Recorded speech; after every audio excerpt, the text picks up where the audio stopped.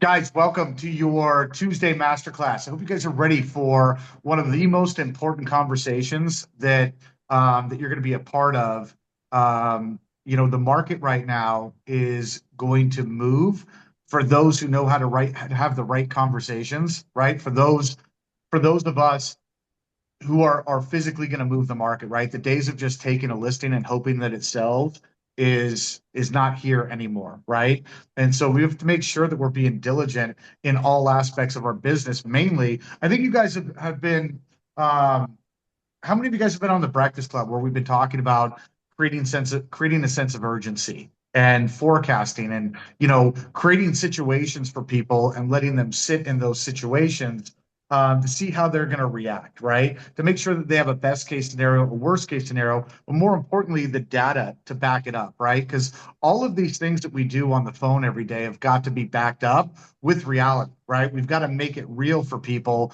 And in order to do that, man, we got to make sure that we're the masters of our market, that we know what's happening now, that we know what's happening later. So that way we can give everybody all of the data, all of the information that they need to make a decision, right? This is also how we lead people, right? But if some of you guys feel like you're not doing a great job leading people, it's typically because you don't have all of the information that you need to walk somebody through a decision-making process, right? And so we've got Chris Hardy, real estate goat from Texas, on to talk with us today about that. Chris, can you give these guys just an overview of what we're going over today and why it's so important?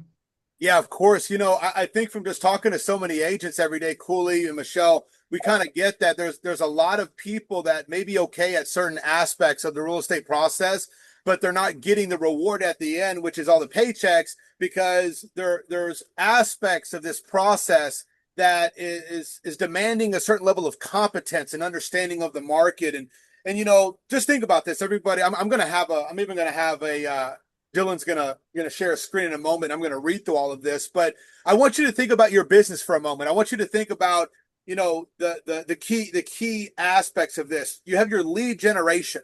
There's a lot of you on this call that you're really good at the lead generation. You're creating opportunities, you're setting appointments, and that's fantastic, right? And there's some of you that you're kind of spinning your gears, you're spinning your wheels, and you're prospecting, but you're not getting through to people.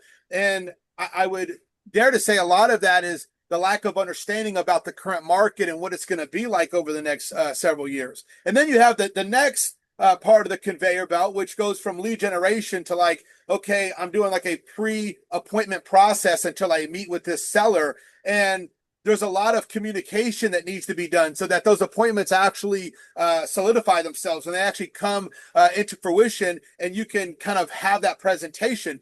And a lot of people are setting appointments, but the appointments are not showing up or they're ghosting you. Raise your hand if you're having this problem with people ghosting you on appointments, right? Then it's because they're not really seeing you as of right now as a person that's going to give them new information or go over information with them that may totally change the trajectory of what their plans were, right? And then you get the people that maybe they're doing that okay, but then you have the third spot, which is like, I'm actually doing the presentation.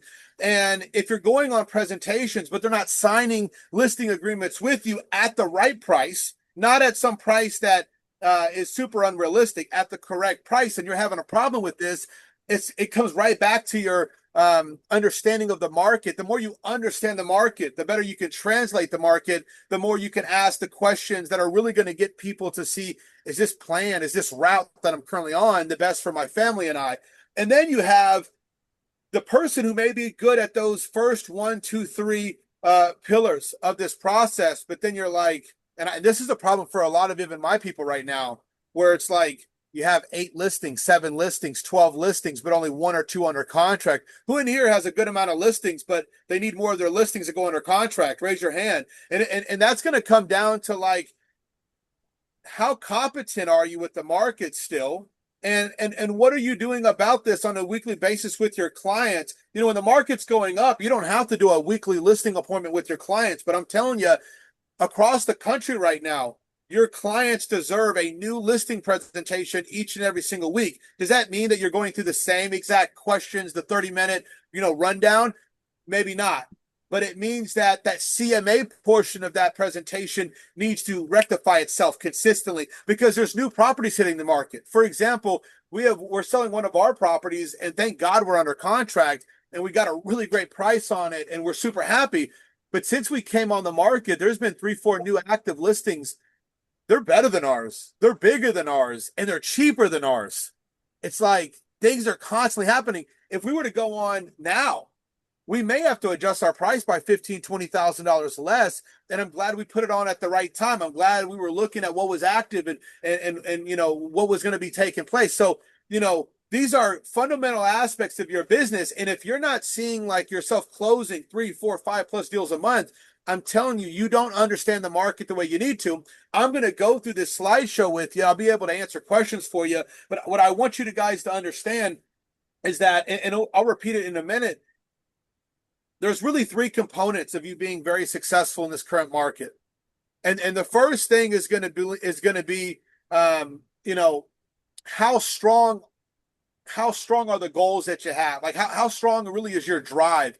In real estate or any kind of business, your drive has to be exponentially larger than everybody else's to a really big degree. The second thing is going to be is that drive creating all the energy and focus to having the discipline needed every single day to be as successful as you need to be. And then third, right now, more than anything, because you don't need this when the market's going up, you don't even need this as much. But right now, it's that competence of understanding the market in such a way where you are an actual advisor to somebody, not just a salesperson. You know, you got to sell these people on the phone to set an appointment with you. Sometimes you got to sell them on the right questions. But at the end of the day, they're going to make the biggest moves with the people that translate the market better than everybody else. The big component to actually getting your listing sold, Chris. And I think a lot of people have like the insecurity in following up with their clients and having the conversation about reducing the price and making the adjustments that they need to actually get under contract, right? Because some of you guys will misread the market. You'll list it at a price that you think will cause it to sell within the next couple of weeks. And then the market sends you a message, right? And all of a sudden that insecurity starts creeping in and you're like, man, but I was really certain that when I told this person I could sell it for this price, I was really certain about that. And now I'm getting a little bit self-conscious and I don't want to make that phone call, right? And I'm telling you what, when you put time, energy, and effort into competency, all of that fear goes away, right? Because you're empowered, you've got the knowledge, and you can explain exactly what's happening and tell them exactly what to do with full confidence, right? How many of you guys have been in a position where you let your listing sit on the market a little bit too long rather than get proactive and get them under contract as quickly as possible or make that price reduction a lot quicker, right? How many of you guys do that? Sometimes you put something on the market and you start delaying that price reduction 21 days. conversation. You know, we'll talk about this in 21 days. We'll talk Yeah. about 30 days. You're dead. Because what I'm seeing for a lot of people, Cooley, is that there was 4 homes for sale when they put their property on the market. And then now 30 days later, there's people that kind of were delaying the selling process during the summer and the beginning of summer. And then now 5 more properties are hitting the market and the absorption rate is only 2 a month. Now you got 8 homes active that are similar, only 2 selling a month. And we're priced at we're 6 out of the 8. And we got to be 1 out of 2 to sell in the next 30 days. And most agents don't know even how to explain the absorption. If you ask most agents on here, what's an absorption rate? You'll watch a couple eyeballs pop out of their heads because they just won't really understand it. And you have to know things like absorption rate. You got to understand like what's taking place in the market the last 2 years. You know, one thing real quick too, because I don't have it in the slideshow. But guys, are you watching everybody in your market talk about new construction, buy new construction? You know, the builders are buying the rates down. The builders are giving you incentives, and like most of the Instagram and Facebook. Hey, I'll be honest with you. Those people may in the future really may regret all those posts. And the reason why is because, you know, my team, we're the kind of people that have to clean up everybody's mess. We sell a shit ton of expired listings. Most of the expired listings we're selling were people who bought the home brand new 2 years ago, and they're having to bring $25,000 to the table to sell it because, you know, the agent who sold them that property didn't ask them about, you know, hey, how long do you think you're going to be in this house? You know, how much money are you putting down? It's all about getting with little to no money. And then the person can't afford the house in 2 years, and now they're getting a foreclosure. Now they're bringing money out of their pocket. I'm not saying all new construction is bad, but most of the best deals, the best opportunities that the people will like publicize are in the areas that they're going to have the hardest time trying to sell over the next 5 to 10 years. Right? This is a huge problem. You may need to be the person that goes on Instagram and Facebook and go, hey, you may not want to buy that. You may not want to get the new construction. You may not want the property that has the most incentives for a person to buy it now, because it's really like a bait and switch right now. These builders will incentivize a ton. The buyers agents are like, man, this is a great deal, because see, they don't know the market. They don't really, they're brand new agents, or they're inexperienced in a way where they're just thinking, oh man, that's a good deal for my buyers. No, it's not. Because when you list that property in 3 years, you're going to go look at the comps and go, oh shit, the new construction now is even cheaper or the same price as my client bought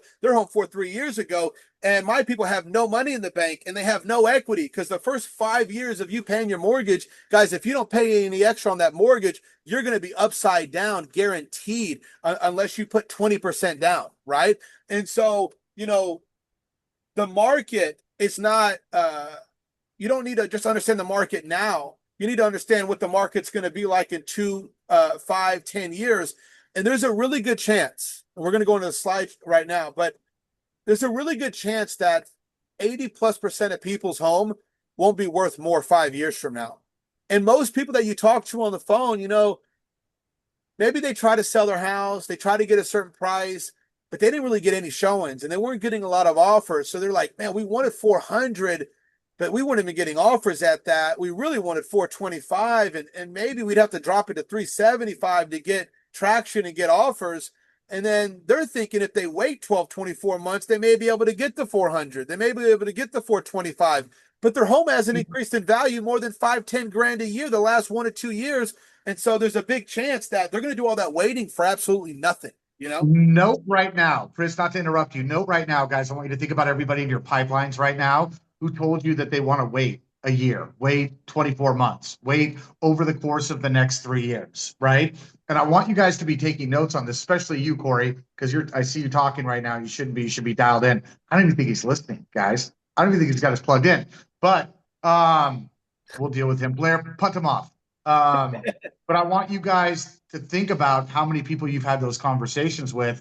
Really dial in today and make the commitment to reach out to all of those people and have that new conversation. Kind of what we've been working on the Breakfast Club, the what would it look like if, right? And have the numbers and the data to actually back it up, right? Because that's the problem when you play that, hey, well, what would it look like if you waited 12 months and your house was worth less than it was today, right? What would you do? Would you wait another 5 years for the market to come back around and support that value, right? Here's the problem, right? You feel uncomfortable saying that because you don't have the data to back it up. And sometimes you don't believe it yourself because you don't know the market, right? And so the understanding of what we're about to talk to today is going to empower you to have more powerful conversations with all the people that you've been a little bit afraid to follow up with, if that makes sense. Sorry, Chris. I didn't mean to interrupt you, but I kind of like want to zap people like Corey back in so that they're like, oh shit, this has some tangible value to what I'm about to execute after I get off this call today. Well, we all want to learn how to create urgency without being pushy salespeople. Then stop being lazy and understanding the market. If you understand the market, think about this from like fabricate a story in your brain. Your grandmother's alive. She's a sweet old lady. She's 75 years old, and she wants $500,000 for her house. And she's moving to get closer to Dallas, to get closer to all the family and the grandkids, and nobody can really visit her. They're 5 hours away. It's a problem, right? And in her mind, she's like, well, I need X amount of dollars to do what I want to do, moving to Dallas, right? And if you knew that you looked since 2024, 2025, 2026, her home is worth the same amount or even less. Now she has to give more incentives. Now she has to pay more closing costs. Now she has to do more repairs, right? What do you think is going to happen if she sells herself on waiting 2, 3, 4, 5 years to make an extra 50,000? Hey, grandma, even if you waited 3, 4, 5 years to make an extra 50,000, well, your AC is going to go from being 14 years old to 19 years old. Your roof's going from 13 years to 17 years old. you're going to have to spend more money on taxes, insurance, all these things. Is it really worth it for 80-year-old grandma to waste 5 years of her life they're stuck chained to that house, or should she probably get closer to the family, right? And this is kind of the understanding that we have to get to. So let's hop into it. We'll get the slideshow going. Dylan, if you could share your screen, I'm going to go through this and we're just going to pound this into your brain. I also want to remind you that when you're talking to sellers always are trying to play poker with you. Yeah, we don't have to sell. Oh yeah, I think if we wait a little bit, we'll get what we want. And then you hear that so much and you start going, well, you know what? Maybe if they wait, they're going to get more.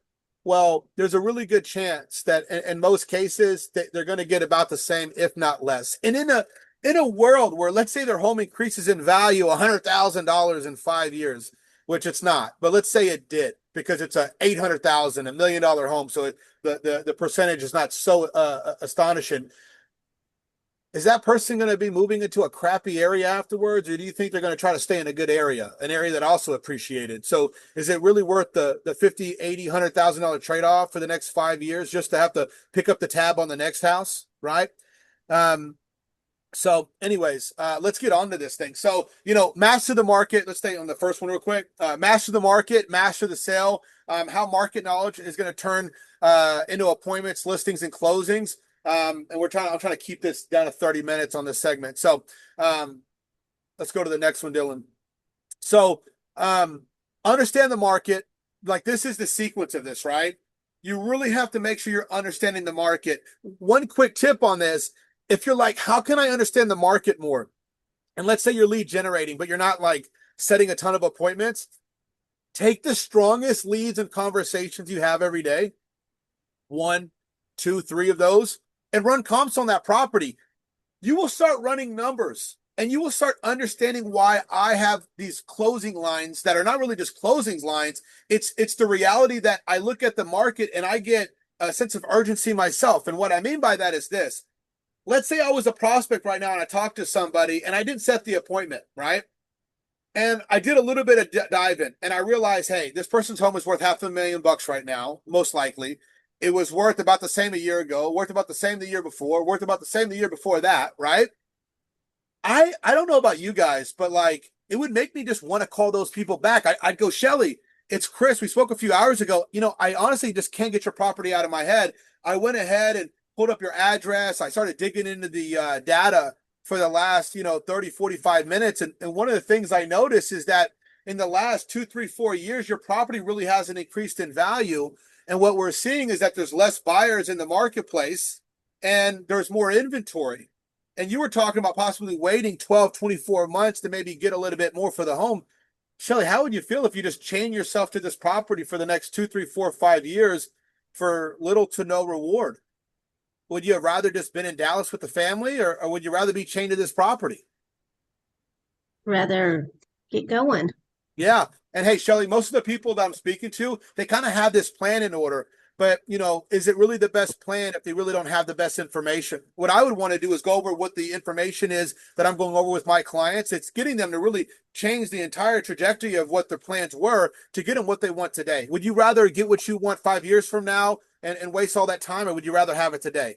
Today, right? And so, that's kind of the basis of just like when you are having that urgency to do lead follow-up and talk to your strongest leads, the more you know the market, the more you're going to ask the better questions and create more clarity. So number one, understanding the market. Number two, when you understand that market, you're going to be able to translate the market. That's going to create a lot of clarity. That clarity for the right sellers, not all sellers, but for the right sellers, is going to create urgency, right? It's just going to create that urgency. And then you're going to win the appointment. Therefore, with the right people, you're going to win that listing. And then you actually have to manage that listing. Like Cooley said, we're not in this market 2022 where the homes are, if you waited 2 weeks, you'd get more for the property, and it'd be worth waiting 2 weeks in that crazy market that we were in. That's not the case. You're going to actually have to work to get these listings sold. But I tell you what, in this market amongst any other markets, if you can get into an area and get a ton of sold listings, people will start to call you because they're going to see, like, more than ever, sellers, future sellers and current and future buyers are looking, and they're seeing all these properties that are active, all these green active listings everywhere. when they start seeing that yours sells and that you're the person selling them all the time, you're going to have the best opportunity to prospect those neighborhoods, get in front of people, and have people reach out to you. When I got into real estate and I started crushing it, I would go into certain neighborhoods and I would go sell 2, 3, 4, 5 listings in a month. People would start calling me. People would call me and go, "Hey, you just sold 4 houses like in the same 2, 3 streets all around my house. I don't need to sell, but my cousin's been trying to sell their property across town. Do you sell homes in Katy as well?" I go, "Hell yeah, I sell homes in Katy." Well, they've been on the market for 6 months. And guess what would happen? That other agent wasn't talking to their client. And if they're not talking to their client, they're not translating the market to their client. And now their client's not making different decisions. Hey, you may not run out of your house right now, but if I called you and said, "Hey, there's flames coming out of your second story windows," you think that person's going to start getting the hell out of the house? I believe they will. But if you can't get your ass get your ass out there and look at their house, you're not going to be able to tell them what's taking place. Let's go to the next one. It's funny that you say that, Chris, because I just talked to Elisa yesterday, Elisa Gonzalez. For those of you guys who don't know, sells about 70, 80 homes a year in Texas. And she was just talking to me about the abundance of expired listings who are actually calling her and seeking her out in these neighborhoods because she's selling the homes, right? So now all these expired listings, some people are canceling with their agent and reaching out to her because they're like, they see what's going on and they're like, I really need somebody who's going to get this done this time. So you're absolutely right about that. Exactly. Quick example, like we have Andrea on here. Andrea is one of she's new to co-founders and new to pro agent. She's like been wholesaling and doing stuff like that for a long time. One thing I realize about very competent investor agents or wholesaling type agents is that like you can't go to your clients, you can't go to your investors with properties that don't make sense financially. So Andrea, unmute yourself real quick. Would you say that investors are willing to spend more than what a property is worth right now, or are they looking at their numbers tougher than they ever have? For sure. Yeah, they're not going to take on anything right now unless they can make money on it. They're not doing it for fun. Yeah, like it's not a market where you can make like an investor can't make a mistake buying 4 or 5 properties in 30, 60, 90 days and lose their ass on those properties. Like they have to, and I tell you what, because I do this as well, it's given me more leverage when I talk to a seller. The sellers, I'm able to communicate what's happening in real time. And I go, "Man, Mr. Seller, my problem is, if I buy your property at that price and any, other issues that come up during the renovation process, I may be on my ass $10,000-$20,000. Would you buy your property to lose 10,000-20,000 flipping it and spending 6 months doing all those renovations, or would you need to make a decent amount of money to make this entire process worth it for you so you can buy it from the seller?" Yeah, that totally makes sense to me, and that's why we have to offer this. Do you see why this makes sense based on what we're seeing selling? And you look at the numbers. It's not like I'm going to those people trying to trick them. I'm like, "Hey, how much money do you think they spent on that property to renovate that one down the street?" "Oh, 40, 50,000. Yeah, in the kitchen and the bathrooms. What about the flooring throughout the house? What about this?" You start going through and itemizing things. The sellers go, "Holy crap. Like, I wouldn't even buy it for this price." So, the real estate agent that's not dealing with the investment side or buying investment properties all the time so much, I think that too much we're living in the right now versus in the past, the present, and the future so that we can properly explain things to a client so they may change the entire plan that they were so confident in, right? Hey, Dylan, can you make this a little bit smaller? Because, I can't see what the top sentence is. You cannot effectively sell what you cannot confidently, I don't know, remember what I have on there. Can you make it smaller? Oh, just hit the space on that. Yeah, there you go. You cannot effectively sell what you cannot confidently explain. And so what you're noticing a lot right now is average agents are kind of reporting the market as it is right now, but great agents are translating the market, and they're translating it in a way where they're able to explain, ask the right questions, and get people to understand where they're currently at. Let's go to the next one.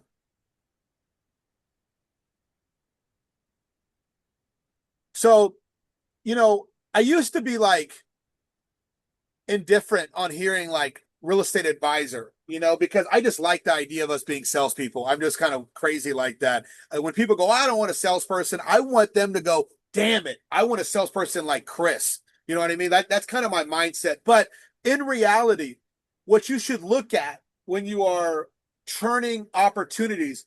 Whether you're talking to people right now that you've never spoken to before, and it's kind of a cold call, and you're trying to get that relationship started, or it's somebody in your database that you've talked to for a year, 2 years now. It's somebody in your family, your friends, somebody you were raised with who's in your kind of your COI database. Like you have, and when I'm talking about you agents, us as agents, we have a problem reaching out to these people because we don't want to be salespeople, right? But in reality, you are an advisor. If one of my buddies was a real estate agent and he knew that if I held on to my property for 4 years, hey, this new highway's coming in, this is taking place, Tesla's moving in right here. Hey, 4 or 5 years from now, your property is probably going to blow up in value, and I sell it in the next 6 to 12 months. I would be pissed off that he didn't give me some advice. I would also be pissed off if he knew that my value of my property was maybe going to go down or stay the same. And I was thinking about waiting 5 years for things to change. And there was really no upside for that. Like just imagine if you have money in stocks and your financial advisor is not advising you properly. Is that a good financial advisor? Yes or no? No. And so as a real estate agent, how are you advising? Some people have $100,000 in stocks. Your seller or your client, your cousin, your brother, the person you used to work with who owns a home, they have a $400,000 house. They have an $800,000 house. Trust me, that's a lot of money. And these people are not in the industry every day. They need your advice. So if a homeowner said, hey, you know what? I really don't have to sell. I really like to wait for my home to be worth another $50,000. Why shouldn't I just wait 2 or 3 more years? I want you to think about it. Could you right now give them a confident, intelligent, data-backed answer? Not some objection handler, not a script, not like rate should probably come down. Could you actually advise them right now? And if the answer is no, right? Then you need to do way more CMAs. You need to understand the market. It's not overcomplicated. We don't have to overcomplicate the market at all, right? We just need to see the couple things that are going to change what the seller's thinking. Let's go to the next one, Dylan.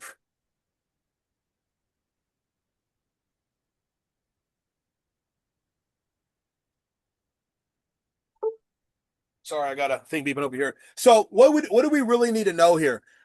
What was their property probably worth 2 years ago, right?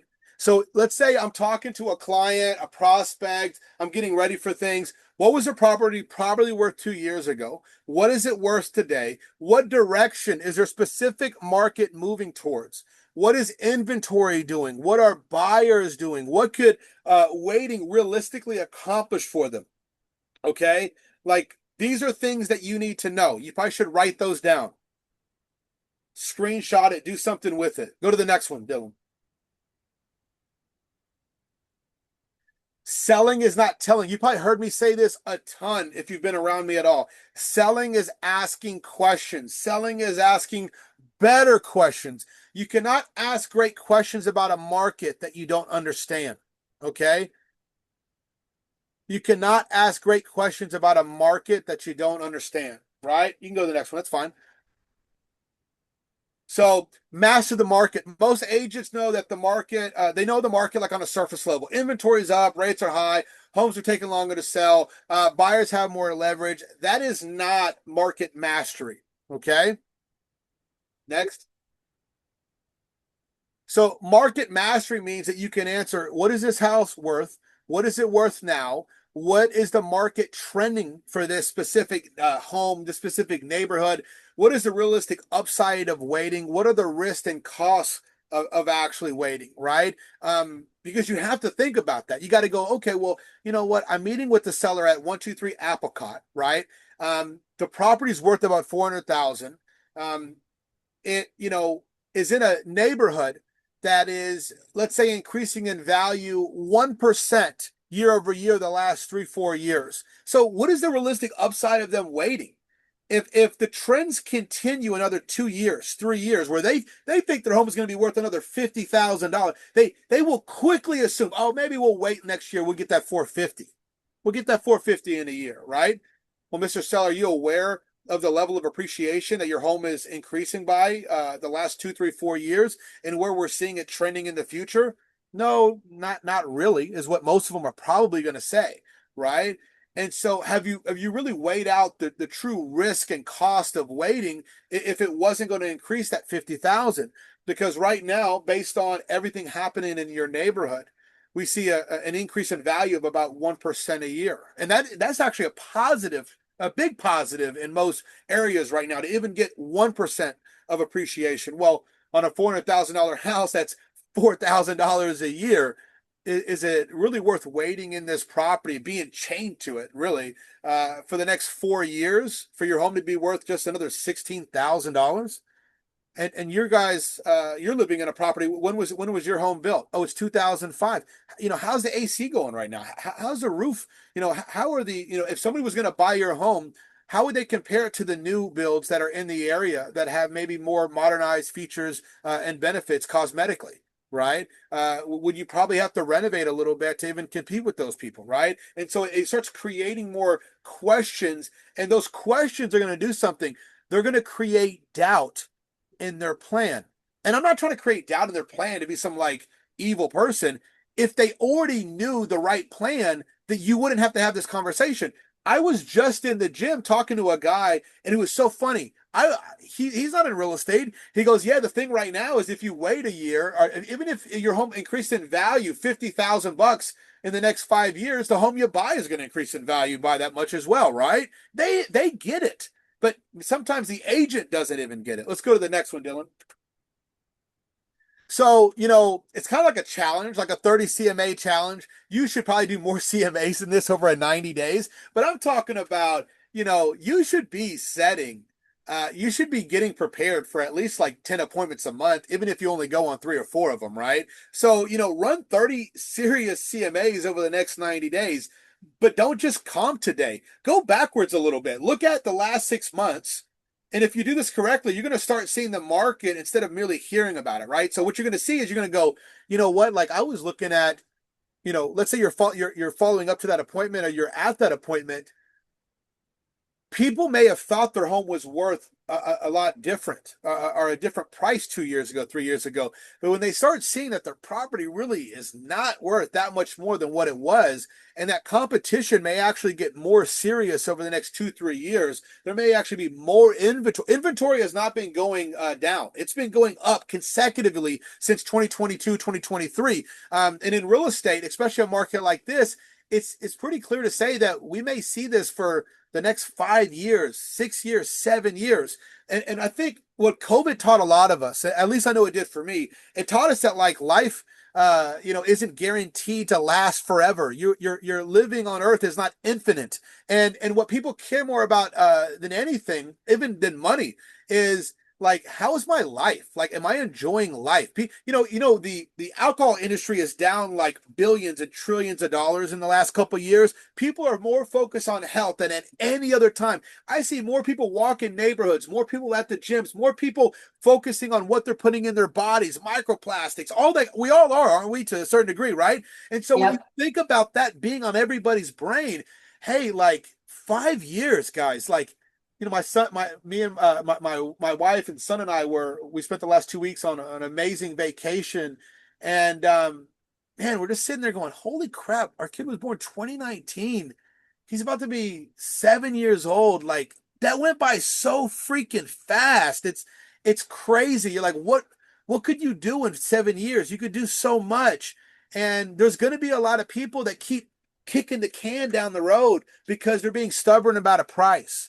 And what they need to realize is they may be in the best situation now versus what it may be in a few years. And the questions you ask around those things are going to be heavy. And the heavier the question means you understand their motivation. When you understand their motivation, you can ask some heavy questions. And when you're the heavy question hitter, like asker, you're going to become across way different than everybody else on the phone. Let's go to the next one.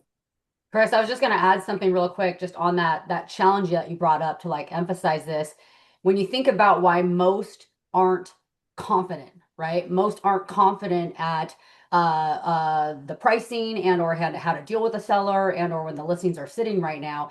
And if you think about that concept of that 30 CMAs challenge, right? Or do that over the next 30 days.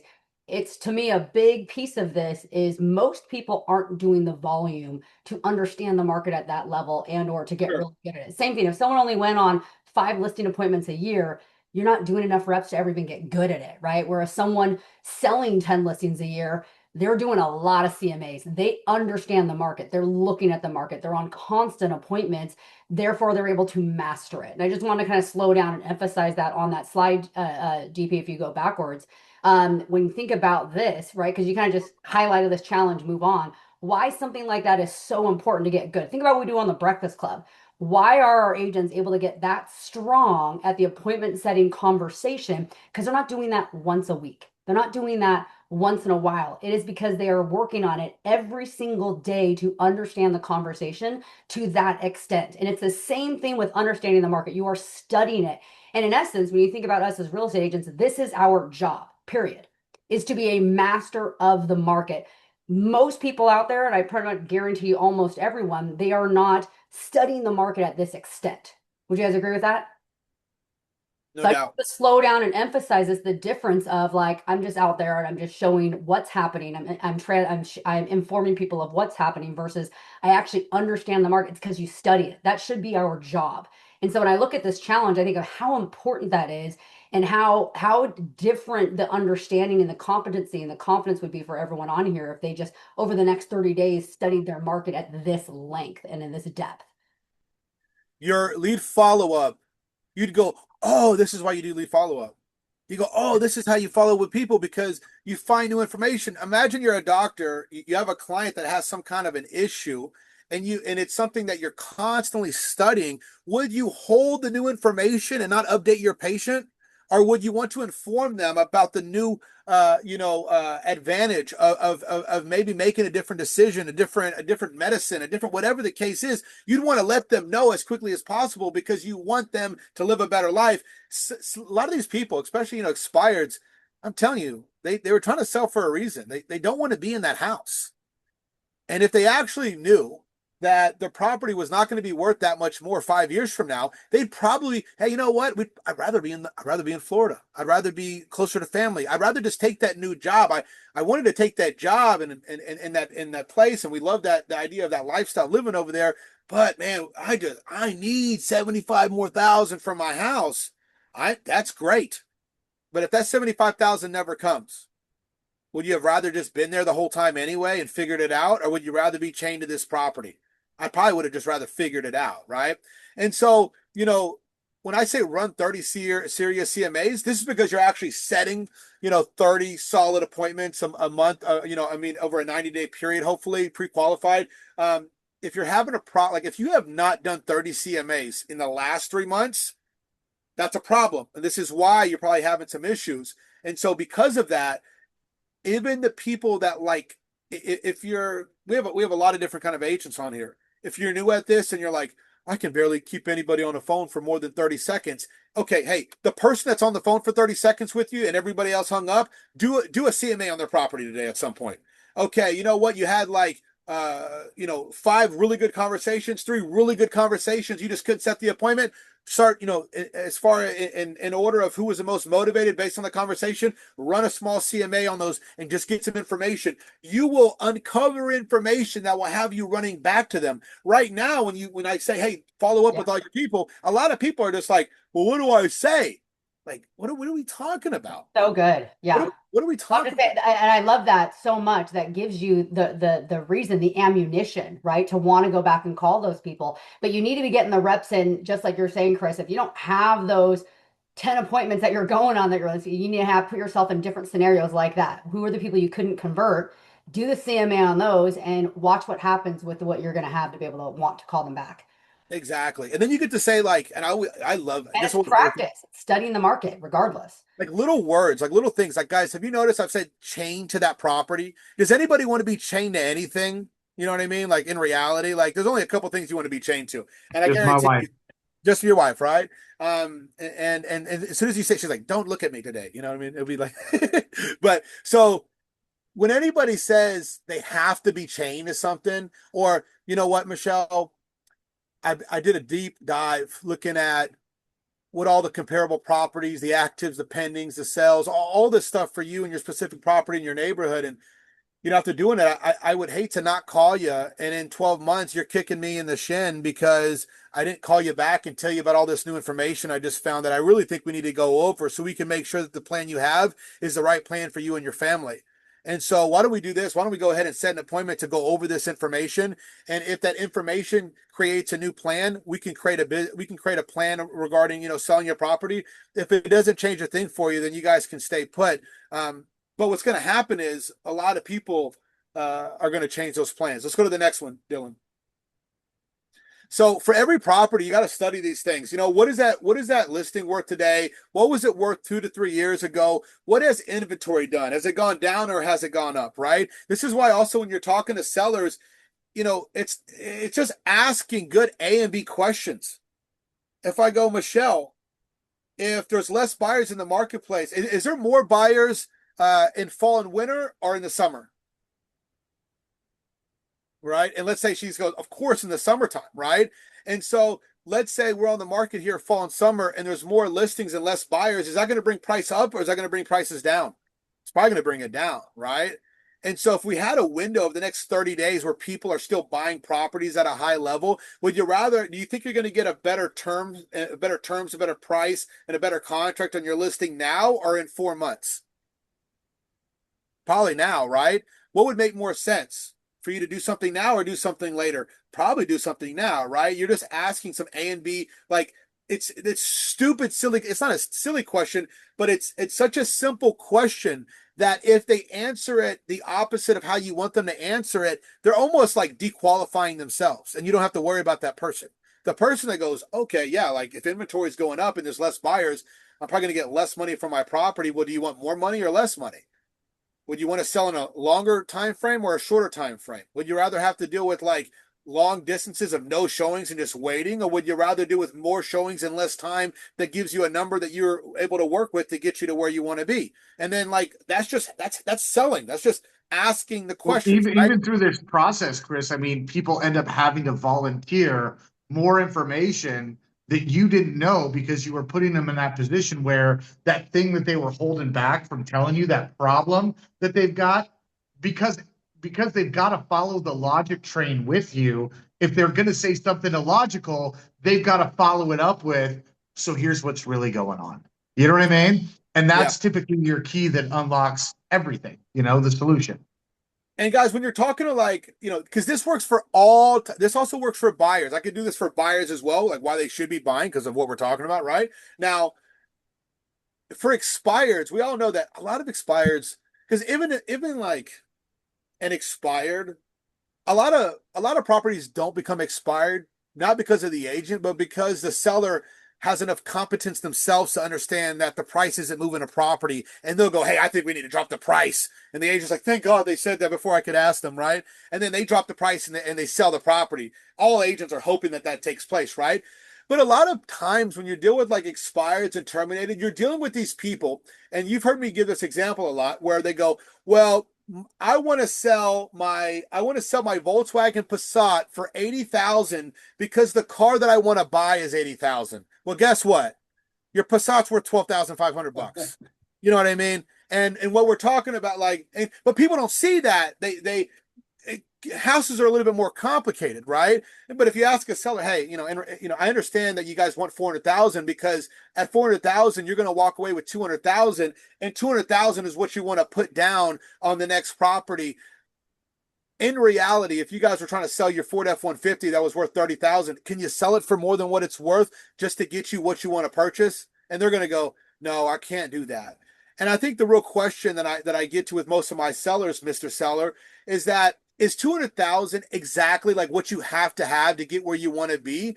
Or in reality, would it be worth getting the 150, making that plan still possible, and getting where you want to be? Or would you rather wait here 5 years to still walk away with 150? They'd probably rather do something now, right? So, these questions clearly are the things that you need to study for these people. What have days on the market done? What percentage of listings are reducing? What concessions are sellers giving? What does the current trajectory suggest? Because some people may go, well, Chris, in my neighborhood, the values aren't going down. But guess what? The concessions are going up. The repairs are going up. Are you getting buyers asking for more during the option period now or less? More. They're asking for more. Yeah. And guess what? That's money that's going to the bottom line of what they're walking away with. You know, I would rather you walk away with the 150 clean than walk away with 150 on paper, but have to spend 15,000 on a new AC, spend 10,000 on floor replacement, spend this money on that. Now you're walking away with 110. Would you rather walk away with the 110 5 years from now or 150 now? Now because what you're getting people to switch up on going, I'm in a horrible position, I'm going to wait for it to get better, than actually having gratitude for the position that they're in. Because gratitude guys, everything in your life will be fixed with gratitude. Everything in your clients' lives will be fixed with gratitude, because then they'll go, oh, you know what? I'm actually in a better position now than I may be in a few years if I don't make the right decision. Urgency is now set in. Now a new plan is coming to formate. You know what I mean? Let's go to the next one while Cooley got some. Chris, this is so good. This is so good right now. And I want you guys to think about all of the unmotivated people that you've met with over the course of the past 6 months. Have you guys met with a lot of unmotivated people? Yeah. Yes or no? Yes, sir. Yeah. And a lot of times, guys, it's not that they're unmotivated, it's that they don't have the right perspective. You know what I mean? And so good salespeople provide perspective in such a powerful way that they go, oh, wait a minute, I've never thought about it like that. Or wait a minute, you're right about that. You know, if you can get somebody, if you can confront somebody with the right information, ask the right powerful questions, provide the right perspective, you'll realize that most people will call out their own lack of logic and be like, yeah, I would rather do this. You know what I mean? And so you can't chalk people's motivation up to like being unmotivated if you're not getting really skilled at having these conversations. And it's particularly difficult for younger people to do this, right? So you younger folks who are under the age of 30, you've got to work hard in training this conversation, right? Somebody who's 50 years old, somebody who's 50 can have this conversation, right? Because they've got the life experience to have this conversation. Somebody who's under the age of 30, right? You don't know what it's like to be without your grandkids, right? You don't know what it's like to like look at your mustache 12 months ago and see that it was dark and now it's gray. Like my life is fucking coming. You guys don't have that experience, right? So you have to practice that conversation, have enough conversations with your sellers to gain that experience so that you can provide the right guidance and perspective. Chris? Yeah, mustache story is true, by the way. I'm willing to beat a dead horse here to give you guys a better idea of like creating urgency. If I said, hey, keep eating pizza every day and drinking Cokes, and you're going to die of a heart attack in 40 years, most people would not stop drinking the Cokes and eating the pizza. But if I said, hey, if you don't stop drinking the Cokes and eating the pizza, you're going to drop dead in the next 12 months. How quick would they drop the pizza out of your hand? They would drop it in a second. Hey, if I was talking to a young lady and we're going over a business plan and I'm like, hey, well, what's your future look like? You're 27 right now. You want to build a family. You want to find a husband. You want to have kids. You want to be successful in real estate. Well, she may go, you know what? I'm going to give myself 10 years to find my partner. What would happen if the next week she went to the doctor and the doctor said, hey, if you want to have kids, unfortunately, you only have so many eggs right now, and you probably want to do this in the next 24 months versus waiting 10 years. How much faster would she try to find that mate that she would build a life with? Would she wait longer, or would she focus on that way sooner? Right? She would focus on it sooner because she goes, damn, I'm glad I have. Is the information that they want? No. But is the information going to let her make a better plan for herself? Right? Just like the guy eating too much pizza. So, you have to get really good at creating these examples, because sometimes that example, you got to take them out of their house for a moment. You got to take them out of certain things, and it creates clarity. And we go, now when you're looking at your property and you're seeing that there's more listings coming on the market than there even was, and there was already too many listings, and now the buyer demand is going to drop even more over the next 3 to 6 months. You're trying to sell your home for $400,000. Hey, Cooley, would you gamble $400,000 that you're really going to increase your property's value by $50,000 in the next 12 months? Or would you probably say it's going to be the same? What would you bet if you had to bet the house on it? I'd probably bet that it's probably going to be the same. Well, would you rather be in this house, or would you rather be in Georgia closer to the family? Would you rather be back in California? You got to find that motivation. You tie these things to the motivation, and you find what these people want to do. So don't try to predict the future. Quantify whether waiting has a reasonable expected reward based on the evidence that's available today. Prove the case property by property. And some people are not going to have this problem, but I'm telling you, it's a small percentage. The properties closer to downtown in your area, the best of all areas, like the best of all areas, yes, they're going to appreciate even in a down market. I was just on Lake Austin for 2 weeks. Properties are selling, they're under contract for 15 million, 20 million. They're selling like bam, bam, bam, right? They selling. But there's other $15 million properties that have been on the market for 900 days. And there may be one little difference, and it's a mile out. So there's certain special properties that are going to increase, but 90-80% for the most part are not. It's not going to be an equity increase that's too substantial over the next 5 years. Let's go to the next one.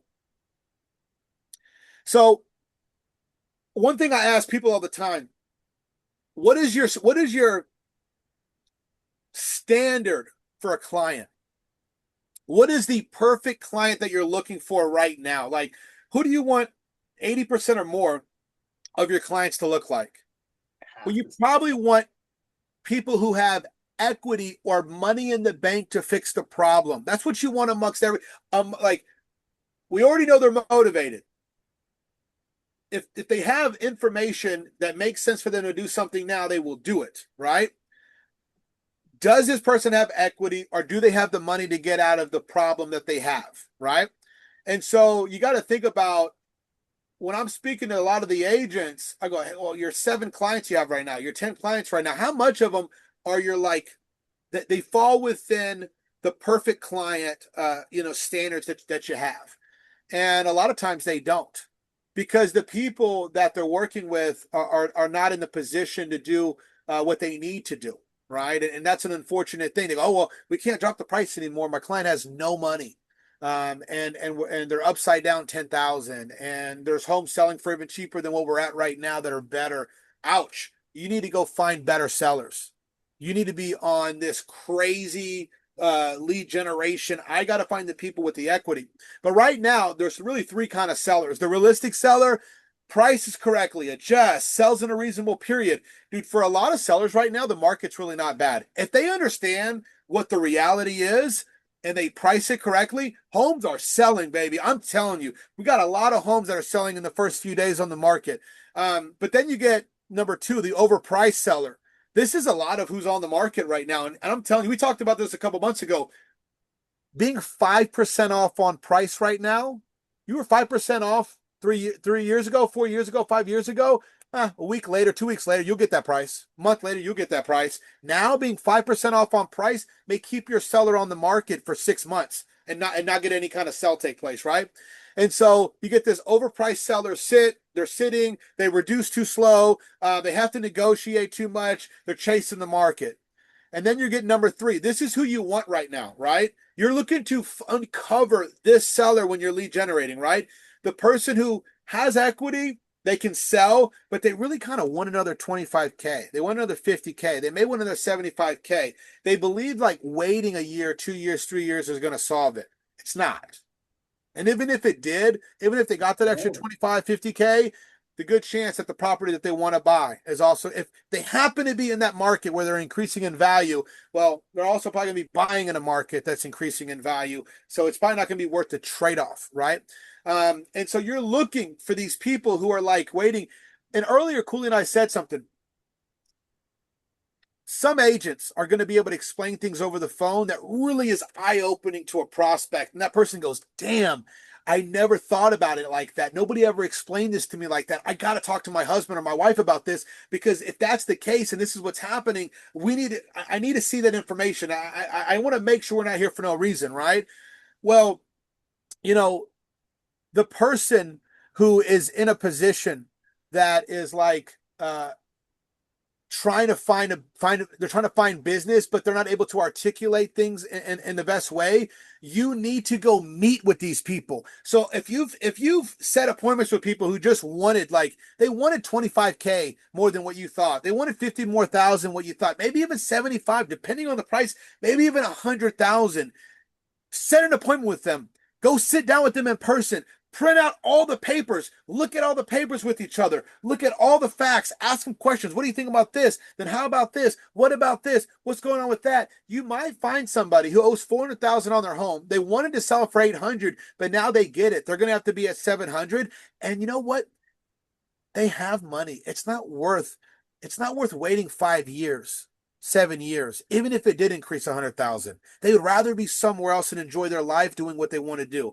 That's who you need to be identifying. So anybody you're talking to now or you talked to in the past, you need to like start ramping up the calls back to those people, get in front of them and sit down. I even told Andrew recently, everybody you didn't get a contract signed recently and you try to do a Zoom, hey, we need to sit down and we need to get down in person. We need to sit down in person. We need to go over the information. We need to find out what's happening. Let's go to the next one.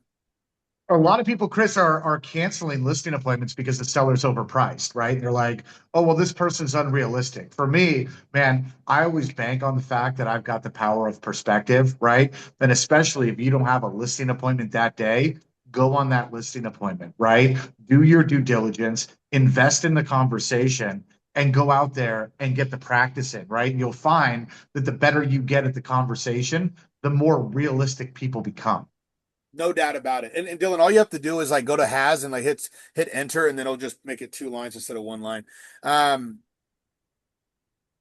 you go. Hit enter.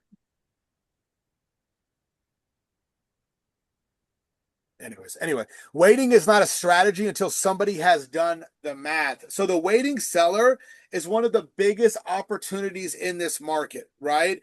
And so, we want to pre-qualify. And, Cooley, we've coached people really great on pre-qualifying, and you got to pre-qualify. You got to make sure that you're not wasting their time and your time. But I also understand that only about 5-10% of the people on this call can truly articulate things in such a way where they don't have to meet with people in person. They can just get contracts signed over the phone or on Zoom all day. They do this 3, 4, 5, 6, 7, 8 times a month, and they can do it like clockwork. If that is not you, then you need to go sit down with these people, and the information will explain itself to you and them in real time, right? I can't say it enough. The waiting seller is one of the biggest opportunities in the market. The person that has equity or has the finances to get out of where they're at.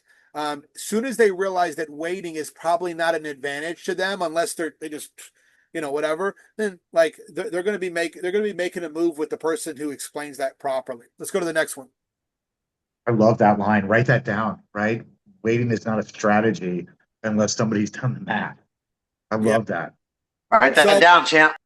Write that down, champ. The conveyor belt, lead generation. Like, this is your conveyor belt in real estate, guys. Lead generation, pre-appointment, listing presentation. Before, I wouldn't even tell anybody pre-appointment a few years ago, but I'm telling you, with AI, with ChatGPT, with so many agents in the marketplace, right? There is this situation taking place where people are setting appointments, and maybe they wanted to meet with you, but between them getting off the phone with you and you talking to them 2-3 days later, because you're not professional and you're not talking to them 2-3 times that initial day that you set that appointment with them, to just like create that overflow feeling that like, damn, this person really has a process and they're really doing this at a big level. And if we're going to do it, we need to do that with somebody like that. They're canceling appointments. They're stopping the process of answering your phone calls. And some of you guys, this too. People are setting appointments with you just to get you off the phone. And you could like fight that back by communicating with them 2-3 more times that same day. The issue is that most people set an appointment. They're also setting that appointment for too far away, and they're also not calling until the day of the appointment. And anytime you're doing that, you just got to take this and you just put it over your forehead and you just walk around everywhere like that, put the L, because you're just going to be losing on a daily basis. You need to get them that feeling, right? I bring up a story. I always talk about Aaron Yu. He was door knocking like crazy a few years ago. I remember these people from Brazil, he knocked on their door like 6 times, left 6 packages at the door. I remember that person goes, we had to set an appointment with him because we could tell that he would work way harder than any other agent who ever tried to contact us or our previous agent. When you set an appointment and you talk to them and you let them know, hey, Andrea, hey, Shelly, hey, Jonathan, I'm going to call you back in a few hours with some really important information. You're going to want to pick up the call because I'm going to spend, me and my assistant are going to spend the next hour, 2 hours deep diving and finding out exactly what went wrong last time for you. Most people are good people. When you say that, they're going to go, oh my God, this person's going to spend the next hour and a half, 2 hours working on. Now, are you really maybe spending that much time? Some of you, maybe me, I can spend 5 minutes and figure it out. You got to be faster, more competent, all that kind of stuff as well, right? But now they kind of understand that you're going to be talking to them again. You're going to be bringing some information that they're going to want to know. You've also been spending your time. So maybe they should actually answer the phone and hear you out. Now, 2-3 more conversations that day is solidifying yourself against everybody else. They're going to be telling their husband and their wife, or already got the person, right? So lead generation, pre-appointment, listing presentation, weekly seller consultation until it is sold. The market translation has to happen at every stage. If you're not going on enough appointments, you're not taking enough listings, you're having this problem in your business and that asset and that part of the conveyor belt. Oh, you're setting appointments, but a lot of them are canceling on you. Hey, you're not translating the market enough during that pre-appointment process. You're not creating that urgency. You're at the listing presentation and people aren't signing at the level they need to be signing with you. You're not getting a 60-70% or better conversion rate. Then yeah, like you're not translating the market well enough to ask the right questions. If you're taking listings, but they're not selling because they're a little bit overpriced and you're not talking to them every single week, trust me, your sellers will go, huh, if this guy has to break down the actives, the pendings, and solds for me for the next 6 weeks, I'm just going to go and drop the freaking price right now. Huh, good, let's do it. It's like a trainer. Hey, do I gotta keep telling you to stop eating the cake, or at some point are you just gonna stop eating the cake? You know what? I guess I'm just gonna stop eating the cake, right? So the more professional you are and the consistent that you are, the discipline that you show, these people are gonna like make faster decisions. Next one. So, we don't have to get into all the openings and all that kind of stuff because we're probably gonna have to speed through a lot of this. But like, the main thing that you're trying to get to, we can go to the next one real quick. The real question that you're trying to get to with people on the phone is getting them to split. Where do I want these people to split? I'm looking for the people that are not saying 10 years. There's a reason why I have this huge gap in this sentence. Mr. Seller, I can totally appreciate that. When you're saying that you're not going to sell anymore, are you guys really kind of thinking of revisiting this sometime, maybe the next 12 months or so? Or do you really see yourself in this property for the next 10 plus years? I don't want to say 12 months, or 36 months or 1 year or 3 years. I want to separate them out so far that they have to pick the 12 months. Because what that's really telling me is like, it's probably they're willing to wait the next 12 to 36 months, right? I'm trying to find the people that are not committed to staying there for 10 plus years. Because the people that are like, hey, we want to sell, but we're thinking about pushing this thing down the road for another 1 to 2, 3 years. Now you're in business. Now you have opportunity to talk about the market. Because if you say, hey, well, what's keeping you this property for another 10 plus years? And they're like, oh, well, you know what? We just thought about it. And, we had a kid that just graduated, but we have 2 more kids in the school. And one of them is in 5th grade and one of them is in 7th grade. And we're just going to keep them here until they graduate. We need the house. We need the size. We like the neighborhood. We were going to move because of this, but now this is blah, blah, blah, blah, blah. Okay, I don't got to focus on that person. That's not my guy. That's not my lady to talk to. But if they're saying, hey, you know what? Like, we just didn't get any action when we were on the market, and we think maybe waiting 12, 24 months is going to bring us a different outcome. Well, cha-ching, cha-ching, cha-ching. Now you're going to help them get paid. Now you're going to get paid. Let's go to the next one. So if they're saying, hey, I don't know, we may keep this property and try to go back on 12, 24 months. Well, if you had sold the property, where were you going to move to? What was taking you there? You really got to start digging into that motivation. The more motivation in combination with market expertise and knowledge, the more questions that come out of your mouth that make more sense to their actual situation. Not everybody else's situation, their situation. Because remember, sometimes when you talk about a lot of other people, people always think that they're different from other people. They think they're special. There's a lot of women like on this call that go, I'm Cinderella. Does your foot fit in the size 5? You know what I mean? It may not, you know what I mean? You go, I'm different. We're all not so different, but we got to talk about them. Make it specific to their motivation, right? Because you'll talk about, oh, I had another client, they were going to do this and do this. It's okay sometimes, right? But they'll go, oh yeah, but that's not me. And then now you're sitting there scrambling. You need to make this thing about them. Go to the next one.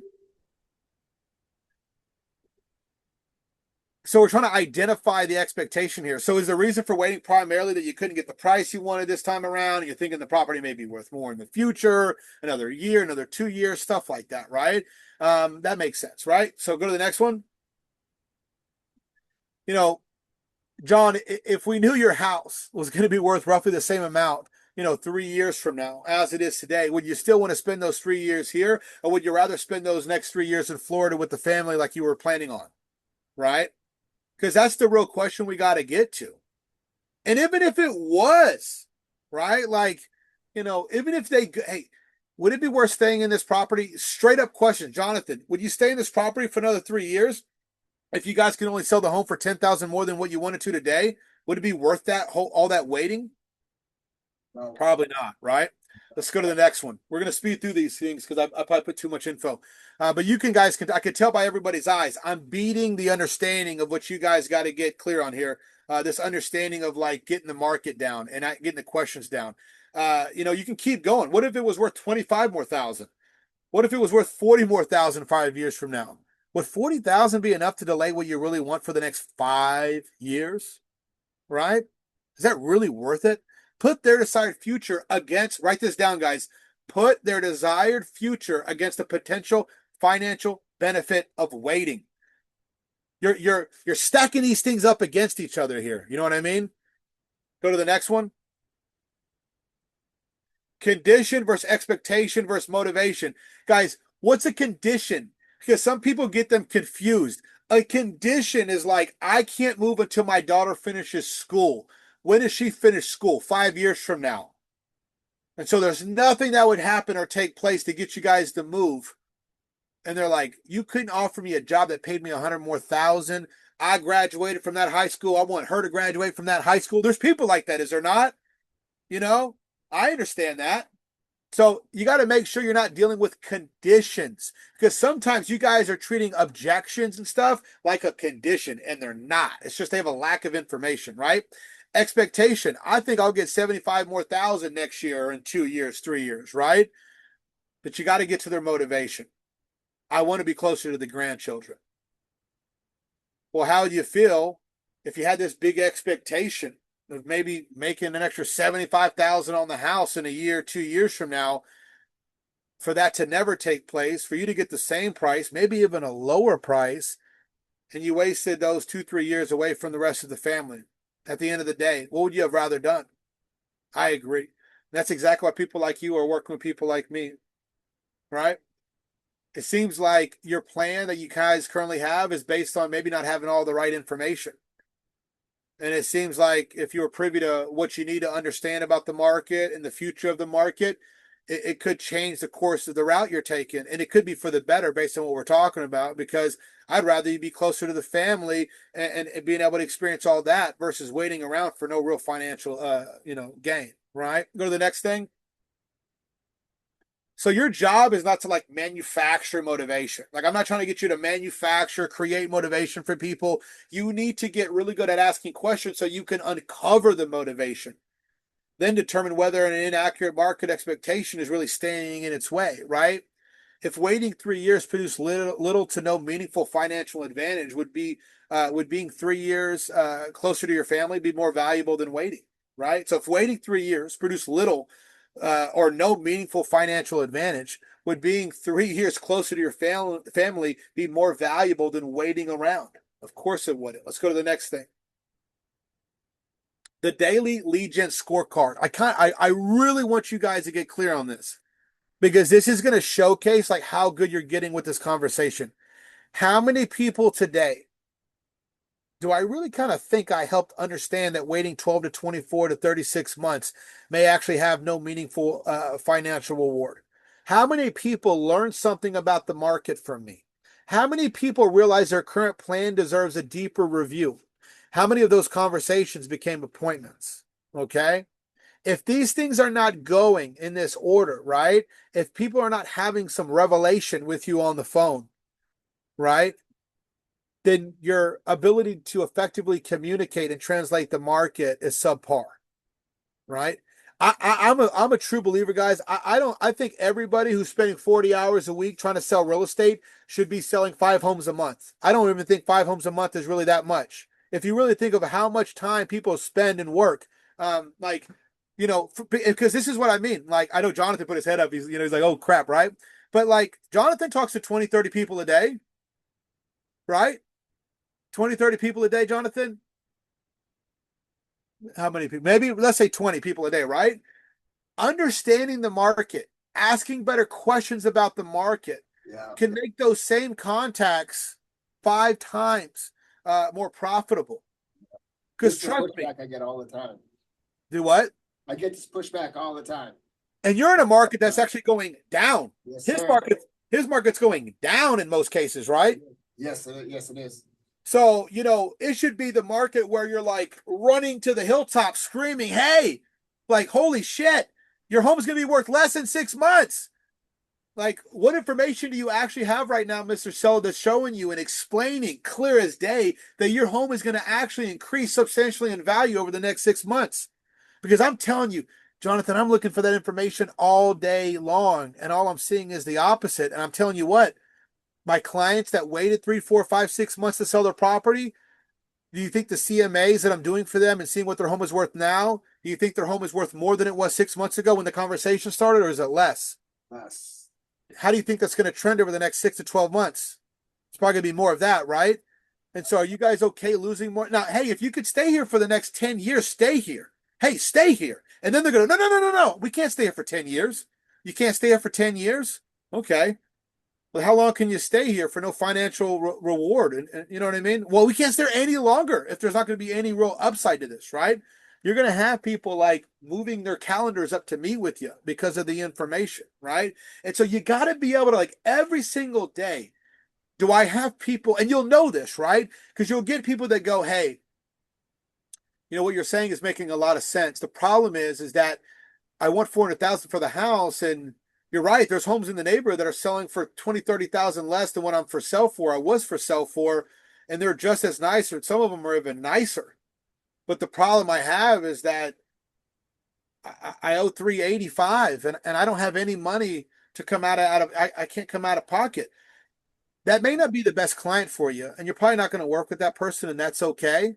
There may be an option. Maybe they should sub to do something. You know what I mean? That's for a deeper level conversation. But at least they kind of realize that, like,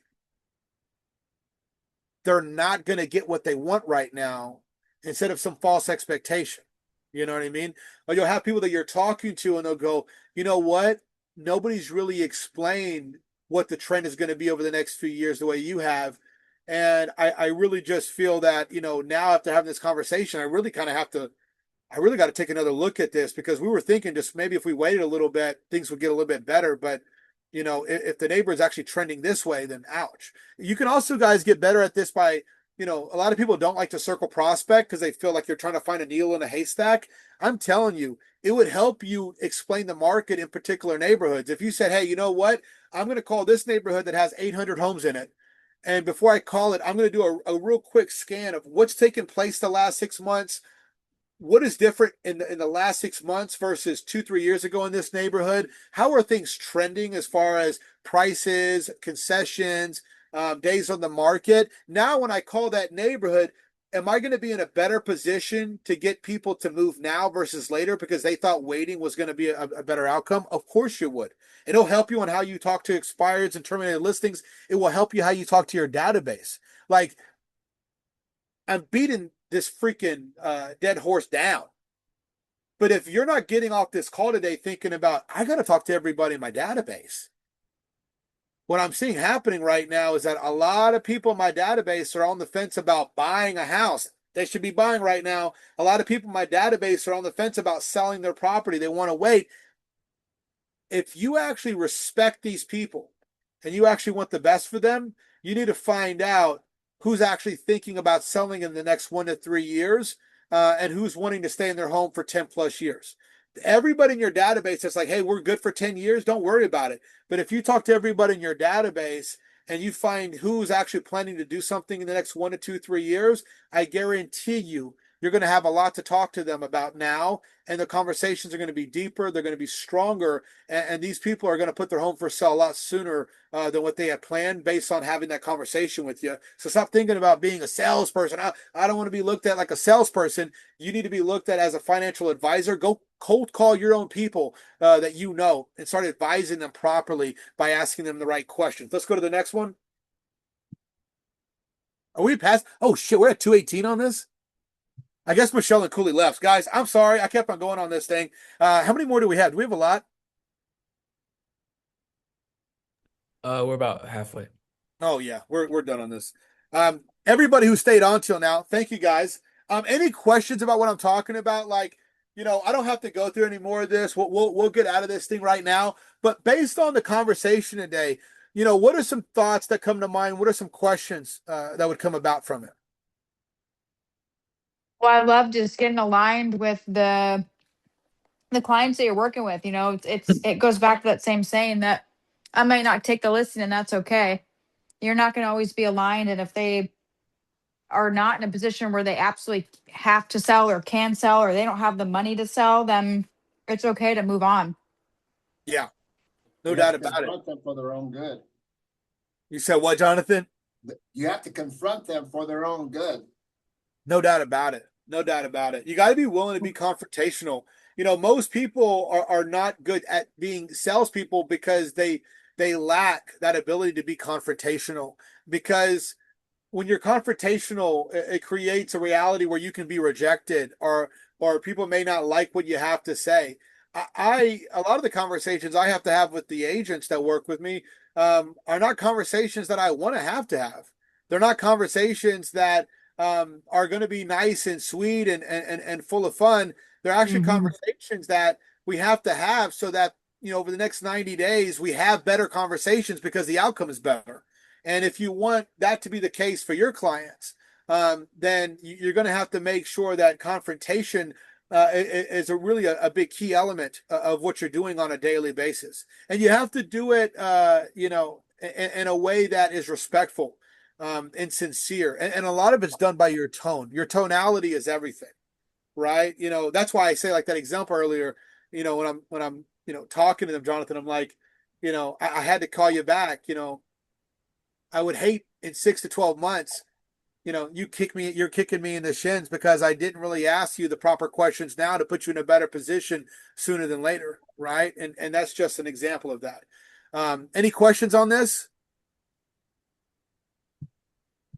No, I thought it was great, just knowing your market before the appointment. That's really what we're here for. Yeah. Thank you, Well, Shelly. No doubt about it. Were you going to say something else that I cut you off? no, I mean, it just makes it a lot easier when you know it. You go into the appointment more confident. You don't feel as rejected if you know what's going on, and I just think it comes across a lot different, and you're not just giving a bunch of BS to somebody. Yeah, because sometimes, like when we're given like some cool closing lines and stuff, sometimes it's just like we got some cool BS we could say. Yapping University, we're getting good at some like cool lines, and it does work sometimes, right? Because damn, I'm talking because hey guys, at the core, when you're talking to a prospect, they're sizing you up to go. If this lady Shelly had a buyer of my house, could she sell them my damn house? Could she sell it to him? Now, you may never be the agent actually showing the house, but you do got to talk to the agent. You got to talk to the buyer's agent. And there's a lot of different things that take place. But in their mind, that's what they're looking. They're like, and when they don't sign contracts with you, it's because they go, I don't know. I don't know if this person I think I have better options. But when they think you're the best option, and if anybody was going to have a buyer in there, you're the person to close them. Those cool closing lines, they do work, like they create some really good scenarios. But when you can actually get the motivation and the market knowledge in there, it's gonna make a world of difference. Andrew Shiguri's on here, and I'll maybe he'll be uncomfortable, but he has one of his listings he has. He had Dylan run the comps on it. And every time Dylan was the guy running the comps, running the comps, running the comps, running the comps, running the comps. And that's fine. And Dylan probably did the comps well. And he has this listing, it's on the market for too long. And for like 2 months, guys, I'm asking him, hey, have you ever ran the comps yourself? Have you ran the comps yourself? Have you ran the comps yourself? And guess what he would go like, no, I'll do it. I'll get to it. Dylan already did it. Dylan already did it. It was like 11:35, like a week ago. And I go, hey, son of a bitch, pull up the MLS and let's do the comps right now. And then he's sitting there, Shelly, this was him for 30 minutes. Oh my God, I should have done this. Look at this house. Look at this one. Look at this one down the street. Look at this one. Look at that. Oh my gosh. Now, when you talk to those people, is there going to be a totally different swagger altogether? Hey, man. Hey, finish the story. Finish the story. That property's under contract right now. Don't do me like that. That property's under contract right now. I haven't even finished it yet. I haven't finished it yet. But the thing about it is that do you think the next time he talked to them, things change? Did things change, Andrew? Did those people have the property's under contract? But it's a good thing, right? No. Yeah, it's a great thing. It was a great conversation. Exactly. And some of you guys are running some comps and you're looking at stuff, but like you're not doing it in the way that I've explained so far. And going back and seeing the trends, COVID jacked everybody up. And you got people that had 20%, 25% appreciation. Even like some of the properties that we had bought, bought properties for $200,000 that are now worth $450,000. Like that kind of appreciation is unheard of in the real estate industry. That happened because COVID was just crazy. It just made this unique unicorn of a scenario take place. It's probably not happening again. And even if it did happen again, you're not going to have more people from California move into Texas. Like, you know what I mean? Like, it's just not going to happen the same way. And that's probably not going to happen again in general. In most cases, appreciation of 0, 1, 2, 3% is very positive. It's very positive. But when you put those numbers and you account for that over 3, 4, 5 years, it may not be worth staying in the house when they actually have motivation to leave that house. And you need to solve that clarity problem in every aspect of the process.